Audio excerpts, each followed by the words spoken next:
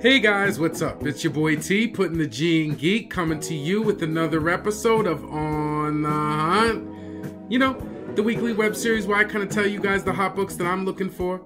I gotta start this video off like I start all the videos off by saying, you know, this isn't really investment advice.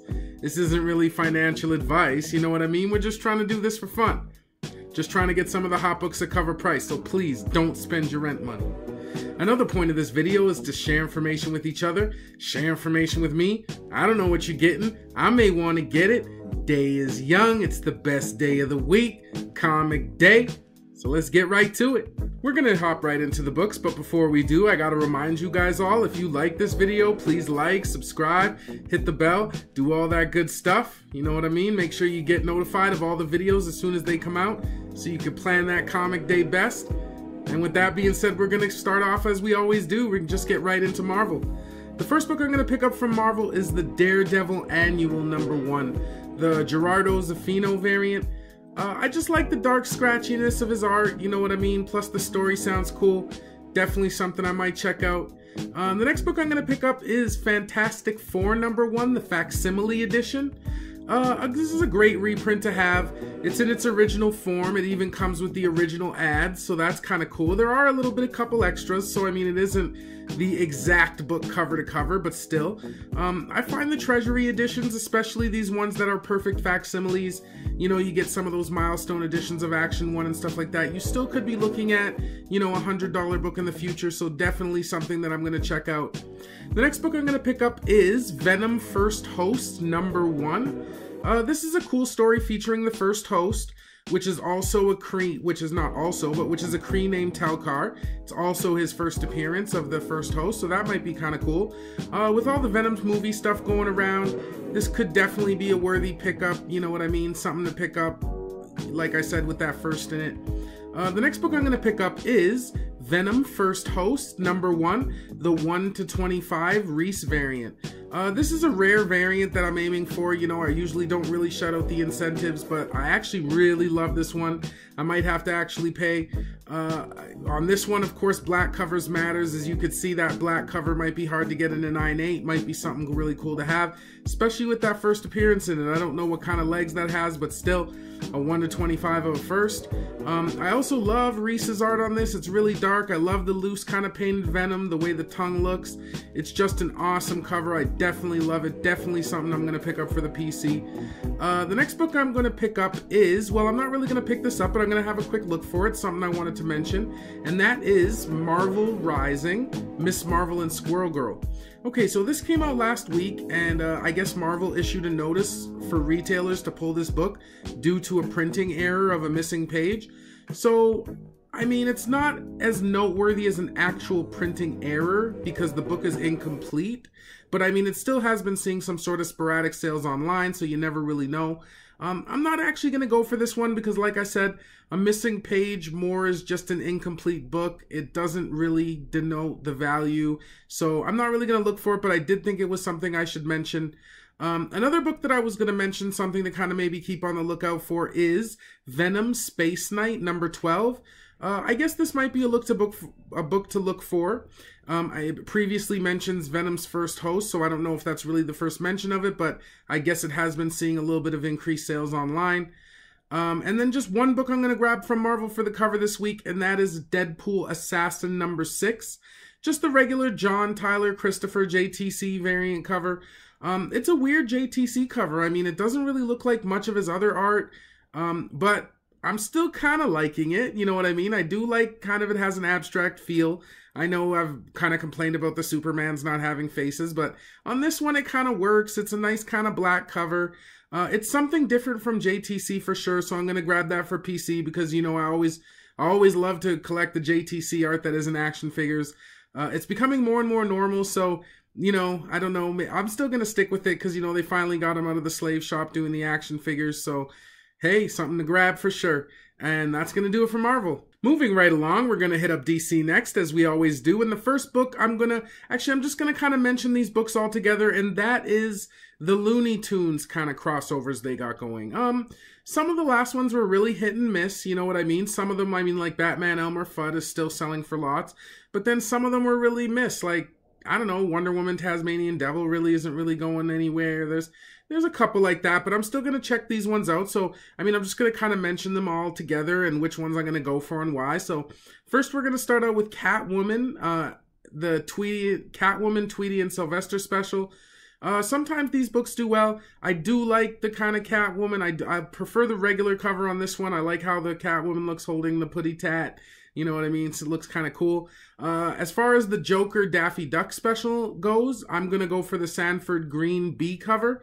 I just like how the Daffy Duck and Joker are kind of in straitjackets. I also like the classic kind of Daffy. I know for the Catwoman one, there's the classic one too, but I just like the A cover. And again, I'm not really going to grab all the covers for these because, like I said, they're really hit and miss. Next we have the Harley Quinn Gossamer special #1. This is the only one that I would maybe look at for the both. I don't know. I'm still kind of on the fence with it. I think it's a Frank Cho as the B cover, if I'm not mistaken. I could be wrong there. I just can't remember off the top of my head, but if that's it, that's the one I'll grab. It's got that Gossamer. Have no clue if that's his first appearance in comics. I doubt it. But still, Harley Quinn always has its fans, so it could be something to hold on to. And lastly, I would go for the Lex Luthor Porky Pig special #1. That's the last one coming out of this week of the Looney Tunes. This is the one that I'm not really that excited for. You know what I mean? But I will grab. I'm just going to go for the regular cover on that one. You know what I mean? Just because it is what it is. And I guess there's only one really book to look for. Again, this is just kind of a look for. And that is Batman Kings of Fear #1. Again, with reports of the printing error, it could be a nice long-term hold. What I'm hearing about is that not all issues have been affected by it. So you might want to have a flip through on some of the books if they're still sitting around. I'm not sure if it only shows up in the Sienkiewicz variant or if it shows up on the regular one. I guess the error is on one of the pages. It's text and it says Batman White Knight, which is very out of place. I'm showing kind of the page it's on right here. Definitely have a look through a few of those copies if they're laying around. Maybe you could get one of those. Sometimes I believe more in the printing errors like that because the book is complete, so you still have the whole book. It's just got like weird speech or weird titles in places. I find that's a little better than an incomplete book, so I might actually have a look for that one, and you guys should too. So that's going to do it for DC. Next up, we're going to hit up Albatross Comics, and really only one book from Albatross this week, and that is Hillbilly Red-Eyed Witchery from Beyond #1.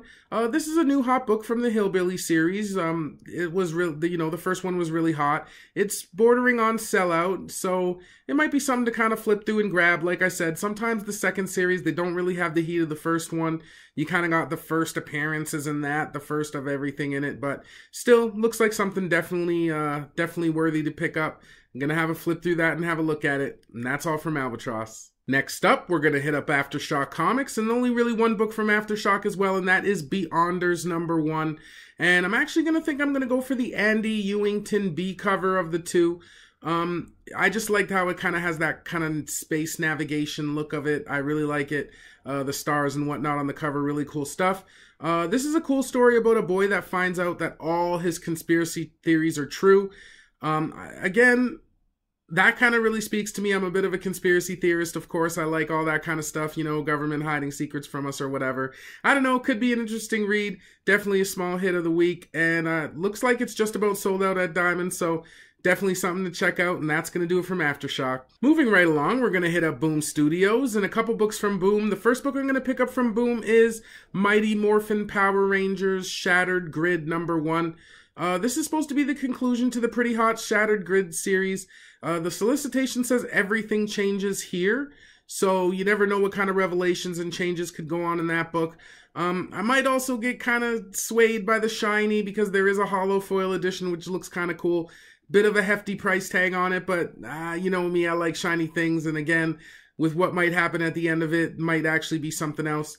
The next book I'm going to pick up, the last book I'm going to pick up from Boom Studios is Bone Parish #2. This is just a really great and creepy cover. I'm not really sure if I'm grabbing it just for the cover yet. I did like the story. You really get the feel that they're brewing some sort of ominous drugs with the creepy bellowing smoke out of the top of the house and how it's kind of faces. I don't know. It's just a really cool cover, a really cool book. I kind of like that. I like the visuality of it, so I'm going to grab that for sure. And that's all I'm going to grab from Boom. Last but not least, we're going to hit up IDW Comics, and really only a couple books I'm going to grab from IDW. And the first book is House Amok, #1. This is an interesting story about a family fighting to survive the world. The interestingest hook on this book is that the family suffers from an ailment called folie à deux. I might be saying that wrong. It's basically a shared madness that will drive them to kidnap and torture strangers, burn down safe houses, and do whatever it takes to survive. That sounds like it could be cool and dark and weird. I mean, if the family's suffering from some sort of sickness that, kind of, makes them kidnap and torture strangers while they're trying to survive. I don't know. I'm really kind of want to see how that plays out. Looks like it might be a family of them. So maybe they, it could be one of those things where like they're low key the enemy. You know what I mean? Like they're kind of looked at as the protagonist because of the book, but to the outside world, they're doing all these horrible things to people. So you never know really what we could get there. We could get something cool. And the last book I'm going to pick up this week, Rick and Morty versus Dungeons and Dragons #1. Honestly, it's a cool book, but I'm not sure it'll heat up. I'm not sure how much heat it'll have on it.